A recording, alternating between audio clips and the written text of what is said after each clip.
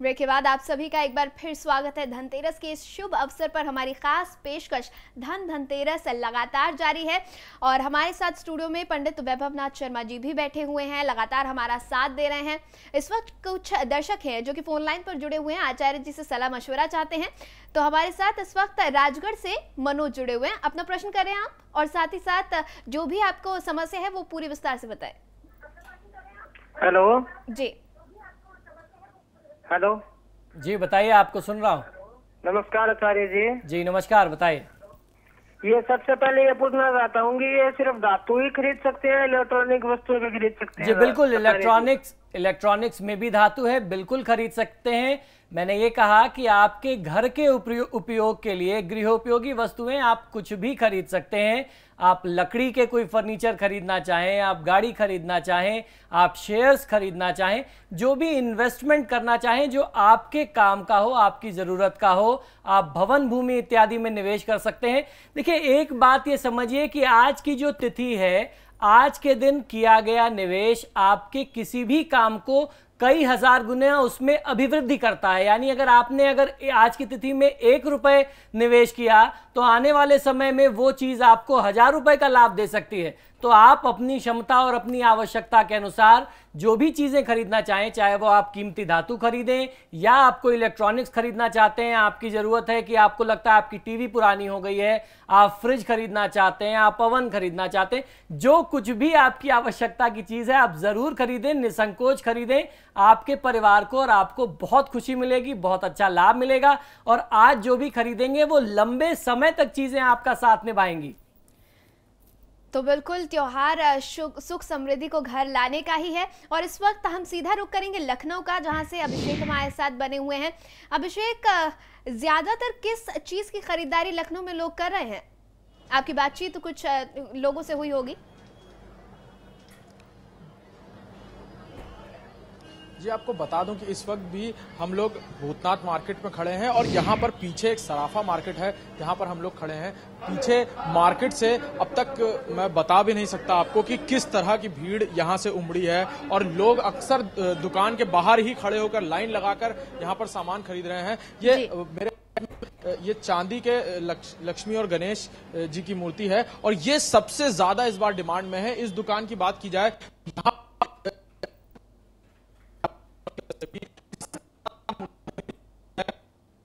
तो बिल्कुल चांदी और सोने का, महंगे धातुओं का तो महत्व हमारे इस पर्व में बढ़ ही जाता है। तो आचार्य जी, जैसा कि अभिषेक ने हमें बताया कि चांदी के लक्ष्मी गणेश काफी लोग खरीद रहे हैं, सोना बहुत महंगा होता जा रहा है, आम जन की पहुंच से लगातार बाहर होता जा रहा है। तो क्या चांदी खरीदने से भी माँ लक्ष्मी को प्रसन्न किया जा सकता है? कितनी महत्ता चांदी की बढ़ गई है, भौतिक संसार के हिसाब से देखें तो भी और धर्मशास्त्रों के अनुसार देखें तो भी? जी बिल्कुल, देखिए चांदी को हमारे यहाँ धर्मशास्त्रों में उतना ही महत्व दिया गया जितना सोने का महत्व है। तो चांदी का महत्व कहीं से कम नहीं है, लेकिन क्योंकि सोना महंगा है, लोग चाहते हैं कि सोने का रिटर्न बहुत अच्छा मिलता है। तो आज के सांसारिक युग में हर व्यक्ति ये चाहता है इस परिवेश में कि अगर जो भी पैसा वो निवेश कर रहे हैं उनका उसको बहुत अच्छा रिटर्न मिलना चाहिए। चांदी का क्योंकि दाम थोड़ा धीरे धीरे बढ़ता है, चांदी में रिटर्न थोड़ा कम मिलता है इस वजह से। लेकिन महत्व के मामले में अगर धार्मिक दृष्टिकोण से आप देखते हैं तो उसकी महत्ता कहीं से कम नहीं है। अगर स्वर्ण उपलब्ध ना हो तो उसके बाद जो धातु ग्राह्य है हमारे पूजा पाठ में, धार्मिक अनुष्ठानों में, तो वह चांदी ही है। आपने देखा कि चांदी की मूर्तियां सबसे ज्यादा प्रयोग की जाती हैं। अष्ट धातु में भी चांदी एक बहुत ही महत्वपूर्ण धातु है जिसको अलॉय के तौर पे यूज किया जाता है। उसका भी एक हिस्सा होता है, उसके कुछ केमिकल कंपोनेंट्स होते हैं, उसका एक सेट रेशियो है कि कितने रेशियो में कौन सी धातु मिलानी है। तो अष्ट धातु जो हमारे शास्त्रों में सबसे प्रमुख बताए गए हैं उसमें भी चांदी का एक बहुत प्रमुख स्थान है। तो ऐसी में जिन लोगों की पॉकेट अलाउ ना करती हो, निश्चित ही निसंदेह सोना बहुत ज्यादा महंगा हो गया है, आम आदमी की पहुंच से वाकई बहुत दूर है। तो ऐसे में आपको निराश नहीं होना, अपने मन को नहीं मारना है। आप निसंकोच बहुत अच्छे मन से, बहुत पूरे उत्साह के साथ चांदी खरीदिए। चांदी का भी महत्व उतना ही है और उसको लेकर के आइए जहां आपने अपने घर में पूजा के लिए प्लानिंग कर रखी है कि इस बार दिवाली और धनतेरस में यहां माता की पूजा करनी है, तो मां लक्ष्मी को स्थापित करें, क्योंकि आज नई मूर्तियां भी खरीद के आएंगी। तो माँ लक्ष्मी और गणेश की नई मूर्ति को स्थापित करें, उनके चरणों में आपने चांदी जो खरीदा है या जो सोना खरीद रखा है उसको आप अर्पित करें, जो भी पात्र आपने खरीद रखे हैं वो उनको अर्पित करें, उनमें भोग लगाएं, आपको बहुत अच्छा फायदा मिलेगा। और बिल्कुल लगातार हमारे सहयोगी भी हमारे साथ बने हुए हैं, तो सीधा जयपुर का रुख करते हैं। सचिन, जयपुर के बाजारों में काफी रौनक देखने को मिल रही है और बहुत ही खूबसूरती से सजाया भी गया है बाजारों को। मैं इस वक्त देख पा रही हूँ आपके आसपास कुछ लोग भी मौजूद हैं, हम चाहेंगे आप उनसे बातचीत करवाएं और वो हमें बताएं क्या कुछ उन्होंने आज खरीदा है, किस तरीके की तैयारियां धनतेरस के लिए उन्होंने आज की और कैसे उनका दिन रहा है।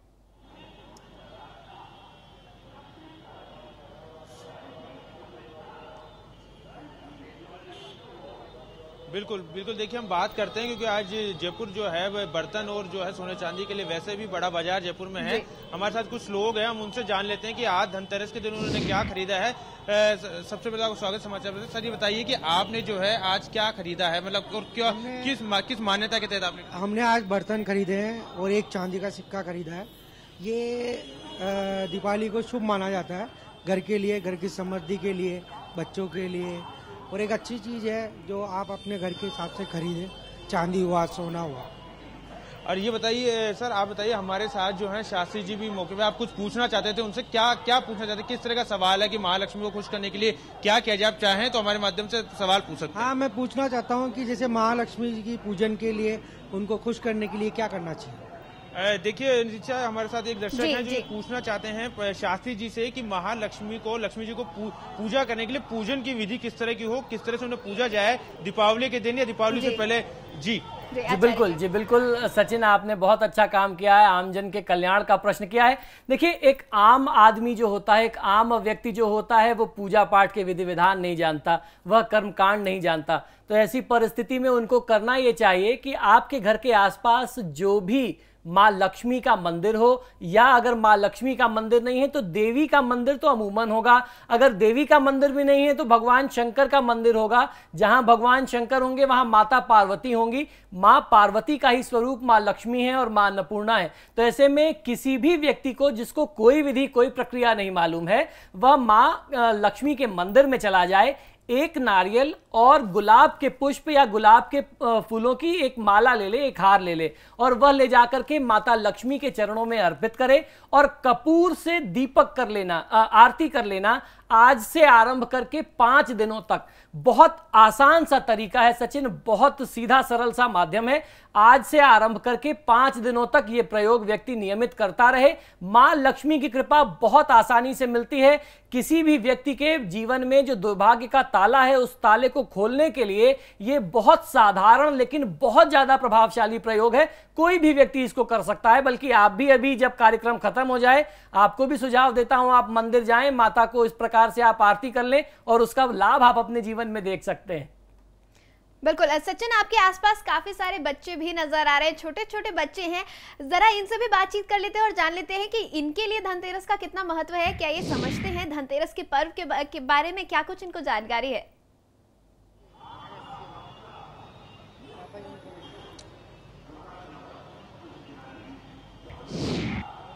बिल्कुल बिल्कुल, बात कर लेते हैं, हमारे साथ कुछ बच्चे भी हैं, उनसे पूछ लेते हैं कि क्या कुछ है। बेटा ये बताइए कि आप पापा मम्मी के साथ आए हैं बाजार में, धनतेरस में जो खरीदारी हो रही है इसका मतलब जानते हैं या सिर्फ रोशनी देखने के लिए आए हैं? रोशनी देखने के लिए। बच्चा जो है, देखिए नीचे यही है कि इन्हें धनतेरस का तो मतलब नहीं पता, लेकिन मम्मी पापा के साथ बाजार जरूर आए हैं। मन की कुछ जो इनकी चीजें हैं, क्या कुछ खरीदा है, अपने लिए क्या खरीदा है, क्या मांग करती है? पटाखे। देखिए, बच्चों के लिए दीपावली का मतलब है पटाखे और रोशनी, और ये बच्चा भी हमें यही कह रहा है कि इन्हें सिर्फ पटाखे खरीदे और रोशनी देखने के लिए आए हैं। एक मोहतरमा मसा था, उनसे पूछ लेते हैं कि उन्होंने क्या कुछ खरीदा है, क्या उन्हें क्या लगता है। मैम आप बताइए कि दिवाली का दिन है, महालक्ष्मी को खुश करने के लिए बर्तन खरीदते हैं, आपने क्या कुछ खरीदा है और क्या? आज हमने बस एक बर्तन खरीदा है और आज बच्चे के लिए ना पायल खरीदने की हम सोच रहे हैं, इसलिए हम और बाजार में बच्चों को रोशनी दिखाने लाए हैं। बिल्कुल, देखिए जो लोग हमारे साथ, उनका यही कहना है कि आज धनतेरस के दिन जो है ये सब लोग बर्तन खरीद लेंगे, क्योंकि सोना चांदी जो है लोगों की पहुंच से काफी दूर हो चुका है। वहीं बच्चों को लेके आए हैं, जो है मार्केट से सामान खरीद रहे हैं। बच्चों से हमने बात की कि पटाखे ये लोग खरीद रहे हैं। कुछ और लोग हैं, उनसे बात कर लेते हैं कि क्या कुछ। आप बताइए दोस्त कि आप किस लिए आए हैं, रोशनी जो जयपुर की है कैसी लग रही है, क्या कुछ महसूस कर रहे हैं? जी बहुत अच्छी रोशनी है, यहाँ की बहुत अच्छी सजावट की गई है, देखने बहुत ऑसम फीलिंग आ रही है, बस इतना ही। और शॉपिंग भी करने आए हैं, थोड़ी बहुत शॉपिंग करनी है। भैया आप बता दीजिए कि जयपुर की रोशनी कैसी लगी आपको? बहुत बढ़िया लग रही है, अपने यहाँ देखने के लिए आए थे, बहुत अलग अलग तरह की रोशनी हो रही है, बहुत अच्छा लग रहा है, हम घूमने भी आए, शॉपिंग करने भी आए। सचिन, बिल्कुल बहुत ही खूबसूरती से जयपुर के बाजारों को सजाया गया है, रोशनी का पर्व है, सभी इस रोशनी का लुत्फ उठा रहे हैं, खूबसूरती का लुत्फ उठा रहे हैं। फिलहाल हम देहरादून का रुख करेंगे जहां से सौरभ भाटिया हमारे साथ जुड़े हुए हैं।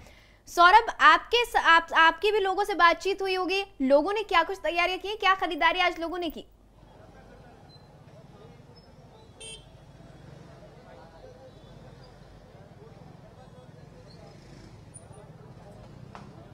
नितिशा, जिस तरीके से हमारी लोगों से सुबह से ही बातचीत हम कर रहे हैं, बाजारों में हमने तमाम जगह जो हम घूमे उनसे बातचीत की, तो लोग जो है बर्तनों की तरफ ज़्यादा जो है आज का दिन जो देखने को मिलता है, क्योंकि धनतेरस का पर्व है, तो लोग बर्तन और जो है गणेश, लक्ष्मी गणेश की जो चांदी की मूर्तियाँ हैं वो जरूर लेते हैं। और लोगों के मन में कई तरीके के सवाल होते हैं कि जो है मंदिर में जो है मूर्ति का जो है कईयों का ये रहता है कि कितनी जो है बड़ी मूर्ति हो, किस तरीके से उसको जो स्थापित किया जाए, तमाम जो ये सवाल रहते हैं जो मन में रहते हैं। हालांकि जो है उनका जवाब नहीं मिल पाता, पर लोग जो है जो स्वर्णकार है उसी के जो है यहाँ पर जो है उस मूर्ति को ले जाते हैं और घरों में स्थापित करते हैं। तो लोगों के मन में जो ये बड़ा प्रश्न रहता है कि मूर्ति जो है कितनी बड़ी होनी चाहिए मंदिर में लगाने के लिए, जिससे जो है उस चीज का जो उनको भरपूर लाभ मिल सके और माँ लक्ष्मी जो उनसे प्रसन्न हो सके। जी नितिशा। जी बिल्कुल सौरभ, आचार्य जी भी लगातार हमारे साथ बने हुए हैं और साथ साथ लखनऊ से भी हमारे साथ हमारे सहयोगी जुड़े हुए हैं। लखनऊ में अभिषेक लोग काफी खरीदारी कर रहे हैं और सोने चांदी का भी प्रचलन खूब है, तो लोग किस तरफ ज्यादा आकर्षित नजर आ रहे हैं आज खरीदारी के मामले में?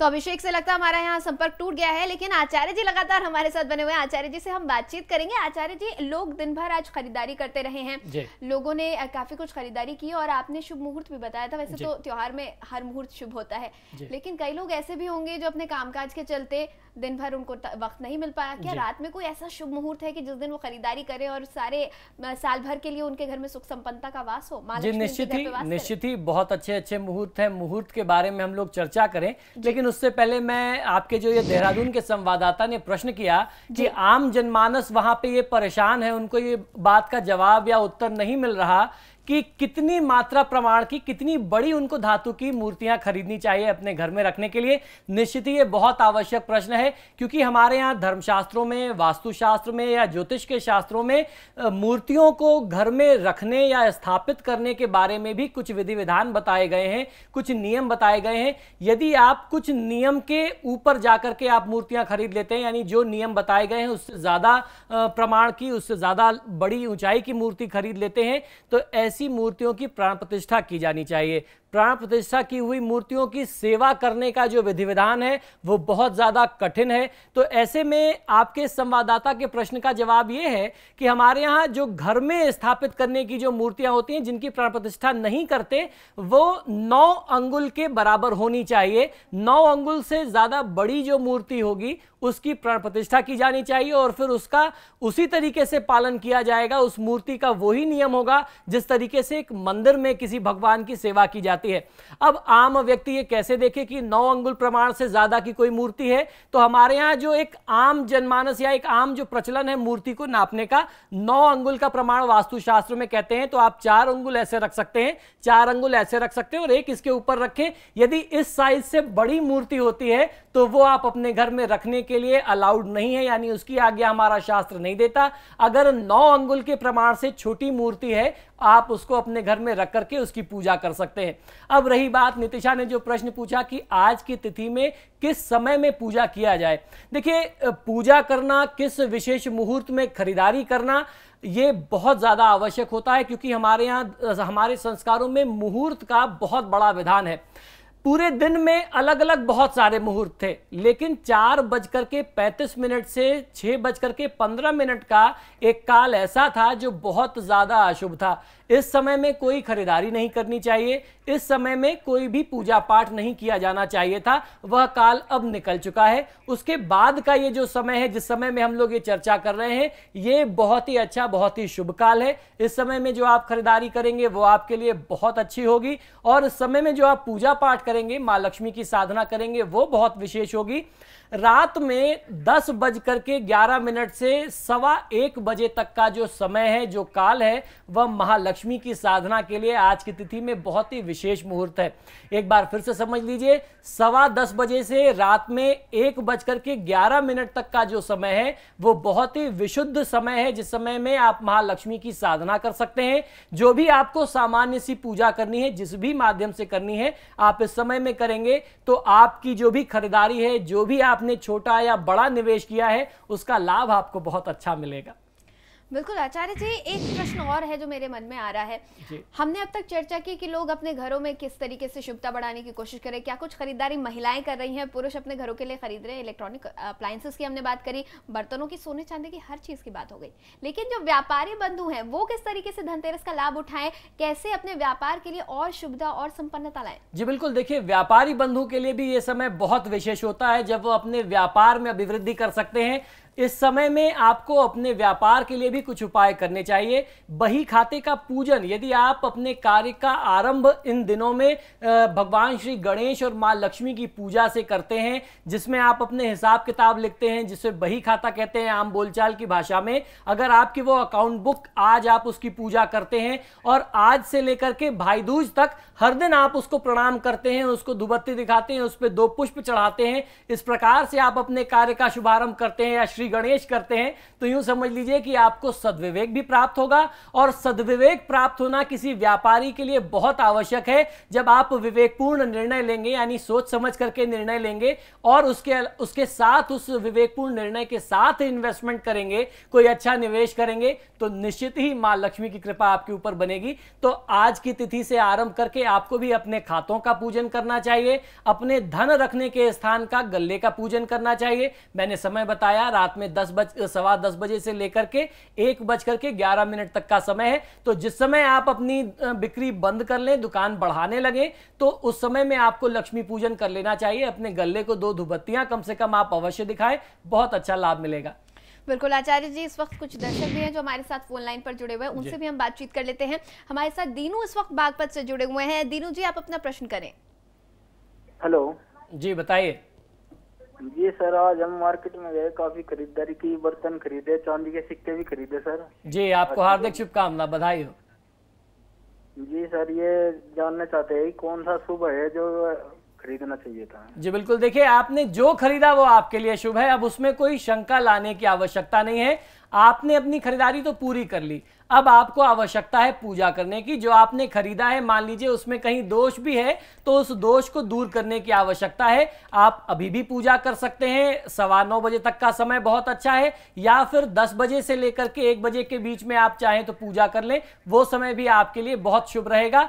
अभी तक आपने जो भी निवेश किया, जो भी खरीद लिया, वो तो अब खरीद लिया, तो ऐसे में उसमें कोई शंका नहीं रखनी चाहिए। बस ये प्रार्थना करिए कि जो खरीदा, माँ लक्ष्मी की कृपा से, भगवान धन्वंतरी की कृपा से, वो आपको आपके जीवन में वृद्धि दे, किसी भी प्रकार का कोई नुकसान, कोई क्षति ना हो। तो बिल्कुल शुभता बढ़ाने के लिए कई सारे उपाय हैं जो कि हम कर सकते हैं, और निसंकोच अपने जो भी जितना भी आपकी गुंजाइश है उस हिसाब से आप खरीदारी करें। भगवान का आशीर्वाद हमेशा आपके साथ रहेगा। लखनऊ से हमारे साथ लगातार हमारे सहयोगी बने हुए, सीधा लखनऊ का हम रुख करेंगे और इस वक्त उनके साथ कुछ लोग भी वहां पर मौजूद हैं। चलिए उनसे हम बातचीत कर लेते हैं।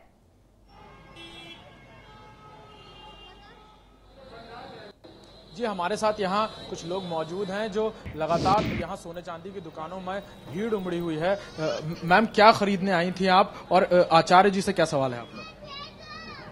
प्रणाम आचार्य जी, मैं अभी यहाँ पे जेपी ज्वेलर्स से, भूतनाथ मार्केट से, इंदिरा नगर के, मैंने अभी चांदी का एक सिक्का खरीदा है। कहा जाता है कि आज धनतेरस के दिन चांदी खरीदना शुभ होता है, तो ये मुझे बताएं कि इसको कहाँ पे रखना चाहिए, पूजा के स्थान पे रखना चाहिए या कहीं और अपने लॉकर में रखना चाहिए, इसकी मुझे थोड़ी सी जानकारी चाहिए होगी। जी बिल्कुल, जी बिल्कुल, निश्चित तौर पे देखिए, घर में जब आप आज की तिथि में कोई कीमती धातु खरीद के लाते हैं तो जिस जगह आपने माँ लक्ष्मी को स्थापित कर रखा है, आज के ही दिन में माँ लक्ष्मी की स्थापना होती है और दिवाली की रात में उन्हें घर के पूजा स्थान में पूजा करके स्थापित कर दिया जाता है। तो आज की तिथि में आपने जहां पर भी अपने घर में पूजा का स्थान निश्चित किया है, एक लाल या सफेद वस्त्र बिछा करके आपने जो चांदी का सिक्का खरीदा है उसके ऊपर थोड़ा सा जल छिड़क दीजिए, उसको शुद्ध कर दीजिए, एक तिलक लगाइए, रोली का या हल्दी का, पीले चंदन का, केसर का, किसी भी चीज का एक तिलक लगाइए और उसके बाद उसको माता के चरणों में अर्पित कर दीजिए इस भावना के साथ कि तेरा तुझको अर्पण, क्या लागे मेरा, आपका था मैंने आपको दे दिया, बस आप इसमें वृद्धि करते रहना। और फिर उसके बाद आप जब ये पूजा पूरी कर लें, कल प्रातःकाल स्नान करने के उपरांत अशुद्ध स्थिति में नहीं, नहा करके स्वच्छ वस्त्र धारण करके देवी को एक बार आप फिर से अगरबत्ती दिखा लें, धूप बत्ती दिखा लें और उस सिक्के को उठा करके आप अपने धन रखने के स्थान में रखिए।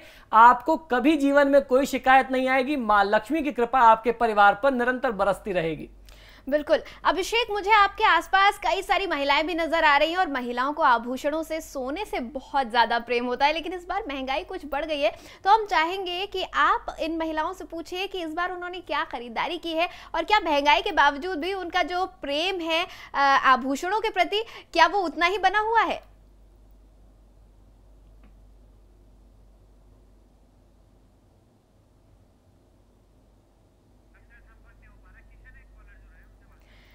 तो उन तक हमारी आवाज इस वक्त शायद नहीं पहुंच पा रही है। बहरहाल एक कॉलर हमारे साथ इस वक्त जुड़े हुए हैं। किशन जी, आप अपना प्रश्न करें।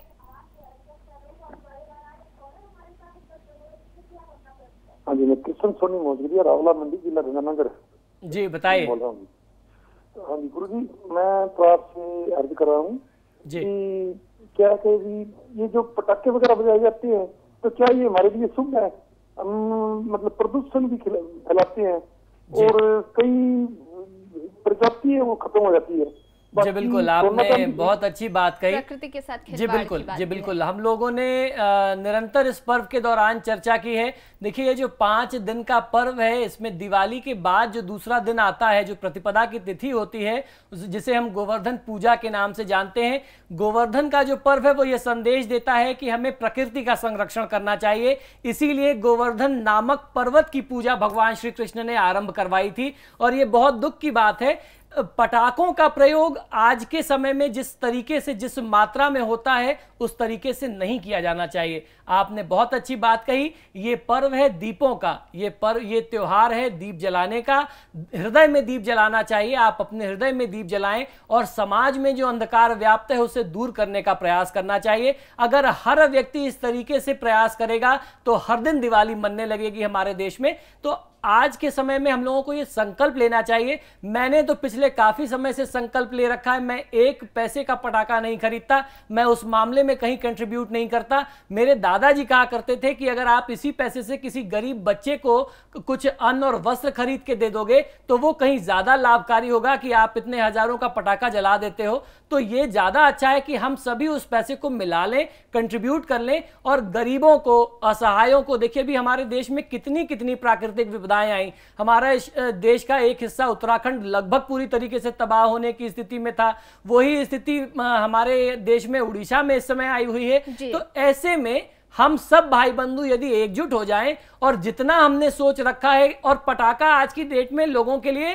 दिखावे का एक बहुत बड़ा स्तर बन गया है। जो जितना बड़ा होता है, जितना सक्षम होता है, उतने ज्यादा पटाखे छोड़ता है। तो ऐसे में जो जितना बढ़ चढ़ के दान करे वो कहीं ज्यादा अच्छा होगा। जब यदि आप मानव सेवा के लिए प्रयास करते हैं, उसके निमित्त दान करते हैं, तो वो आप कहीं और अच्छी से दिवाली मना सकते हैं जब आपके माध्यम से किसी दूसरे के घर में चिराग जलेगा, दिया जलेगा। जी बिल्कुल। आचार्य जी, इस वक्त हम लखनऊ का रुख कर लेते हैं, जहां पर हमारे सहयोगी अभिषेक लगातार जुड़े हुए हैं। तो अभिषेक, आप अपनी तरफ से क्या प्रश्न करना चाहेंगे? जाहिर सी बात है, आप काम तो कर रहे हैं, धनतेरस का दिन है, लेकिन आप भी तो त्योहार मनाना चाह रहे होंगे। क्या आपका भी कोई प्रश्न है आचार्य जी से?